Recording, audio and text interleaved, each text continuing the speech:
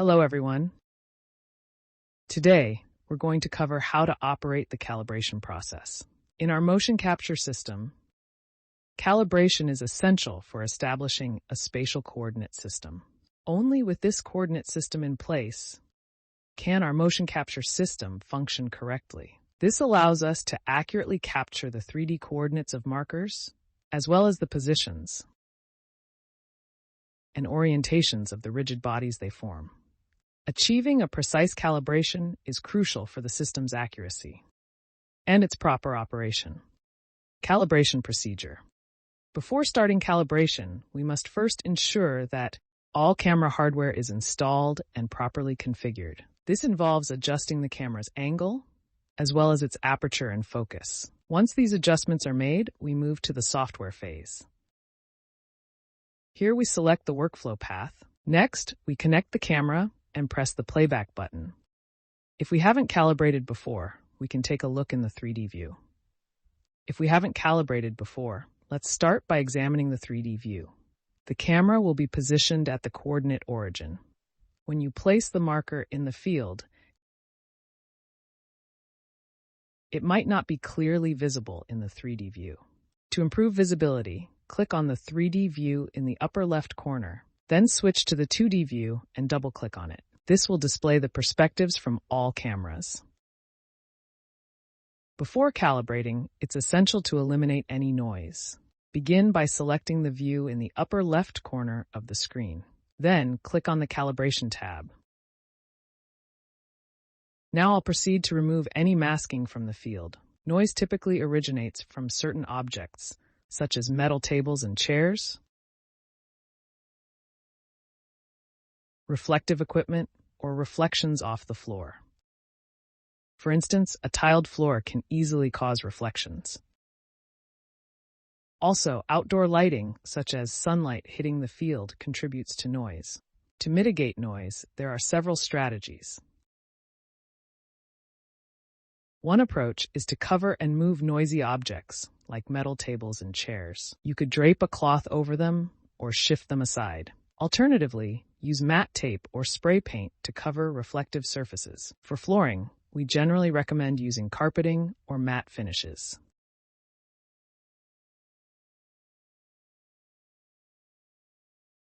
For outdoor lighting, consider hanging curtains to block the light, or use the device. If these solutions don't apply, like in the case of my camera frame, you might notice some circles. These circles represent reflections detected by the camera, which can also be considered as noise. How can we check it?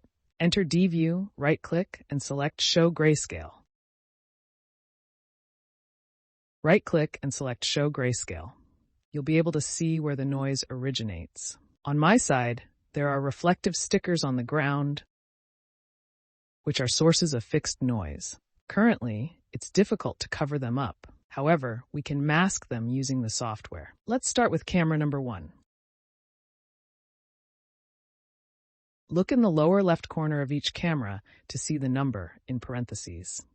This tells us how many reflections or noise spots each camera detects. For instance, this camera currently detects 4 or 5 noise spots or reflections. However, we can mask them using the software. Press and hold the mouse wheel, then drag to create a box and release it. This area will now show masked reflections or noise. The same applies to the area below us and to this side of the room. After masking all the noise, you'll notice the number in the lower left corner stabilizes at 0. This indicates that the camera has successfully masked all the noise. The camera processing is complete. Double-click to process the other cameras. This method works well for noise that is in a fixed position and constitutes a relatively small percentage of the image. If a large portion of the image is noisy, we do not recommend using this masking technique. Instead, we suggest adjusting the aperture. To remove the masking, click with the left mouse button, then right-click to remove it. Besides this method, there's a quicker option. In the Calibration tab, there's a Start Masking button. We can click it, our system will do a 10-second countdown. Within 10 seconds, any reflective spots visible on the screen, it will automatically mask for you. You can see that it's now at 100%. You can see all the cameras. Where there's noise in the frame, it's masking them for us. We can check again. In parentheses, in the lower left corner of each camera, it's stabilized at 0. Next, we can proceed to the calibration procedure. When we calibrate, we need to use the tools. One is called L-shaped calibration rod, and the other is called the T-shaped calibration rod. Let's start with the L-shaped calibration rod. We can start by clicking on the pinion.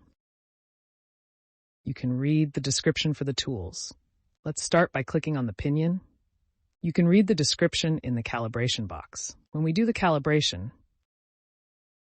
we can choose to calibrate the ICO direction. We have two options for the calibration axis. One is C and another is Y. It indicates in the space rectangular coordinate system which axis is vertically oriented. Typically, if we capture things like drones and unmanned vehicles or conduct motion analysis for scientific applications, we usually choose the Z-axis to be defined upwards. If we use for VR, movie animation, and games applications, we usually use the Y-axis of definition for the type of L-rod. We have these options. The first one is 600. 600 is our earlier L-shaped calibration rod. S is for a flexible calibration rod. R is for rigid calibration rod. FP is for force plate. There is a calibration option available for force table scenarios. Additionally, there is a 450mm option. Our newer calibration tools, like the L-type calibration rods, are designed for 150mm. How do you decide which one to use? Let's explore in the 3D view. It features 4 marker points on the L-rod. Now view it from the left side. Observe the marker point at the right angle and the marker point that is the farthest from it. Measure the distance between the centers of these two markers. This measurement corresponds to the type of L-rod. We have options of 600mm,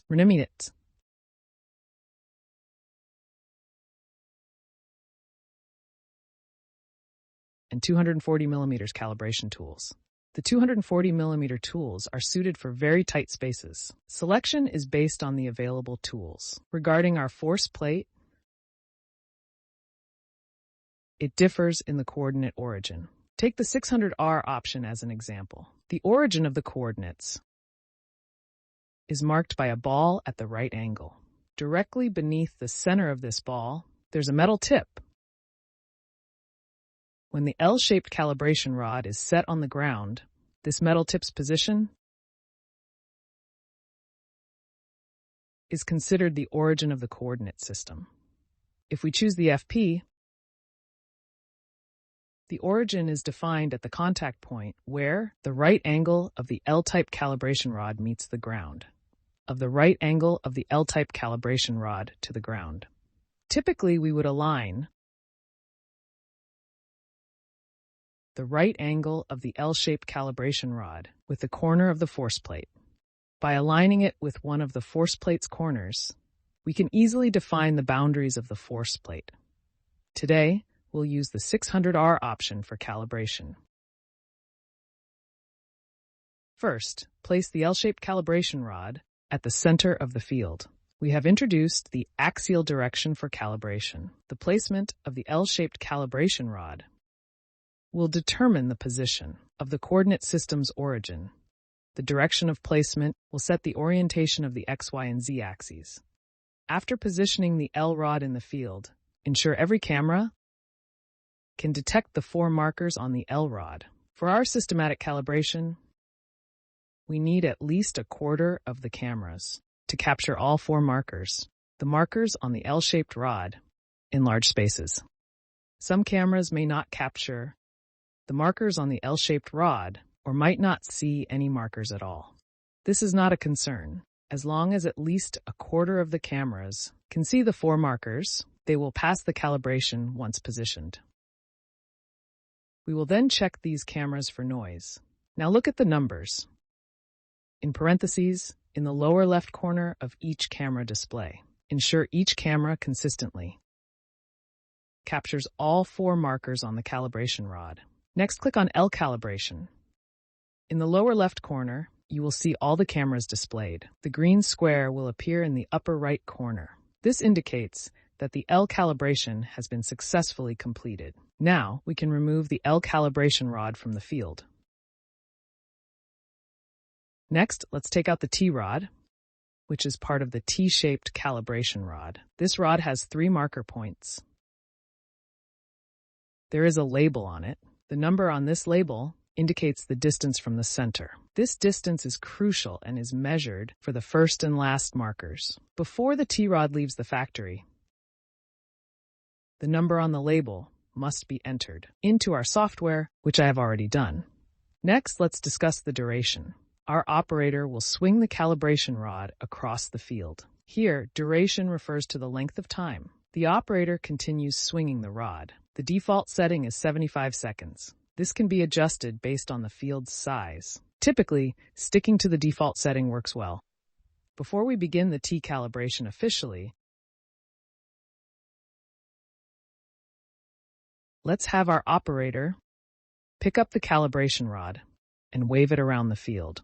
Please check the numbers and brackets in the lower left corner of the cameras. They should be larger than 3. This is because the T-rod has 3 marker points, and we need to ensure there's no interference from the operator's clothing. Since many clothes and shoes feature reflective logos, it's important to avoid these items, as they can create noise and disrupt the calibration. Once we confirm everything is clear, we can proceed by clicking on the T calibration located in the bottom left. The system will then start a countdown. After the countdown finishes, the operator should enter the field, swing the rod, and commence calibration. In the 2D view, the area will turn gray. The more thoroughly you cover the area, the darker the gray will appear. We aim to ensure all camera areas appear uniformly gray as much as possible. Some corners might not be fully scanned, but that's not a concern. The important area to monitor is the lower left corner of the interface. Each camera displays a frame usage count. We need to ensure each camera's frame count exceeds 1,000. Now it's time to check. Look at the bottom left corner. Each camera should show over 1,000 used frames. Once verified without issues, proceed to click on the Calculate button in the bottom left corner. Please wait a moment. The system will process and display the results. There are 4 possible outcomes: poor, normal, good, and perfect. Typically, if the calibration is rated as good or perfect, our system is ready to be used. Once the calculation is complete, do not forget to click Save Calibration File, found in the bottom left corner. Locate the setup file, then save and overwrite it. After calibration, we no longer require the 2D view. Let's switch back to the 3D view. In the 3D view, you'll notice the cameras within our field are displayed accurately. At this stage, if we take a marker point in the area and move it around, you'll observe the real-time effects on the screen. This concludes the calibration process.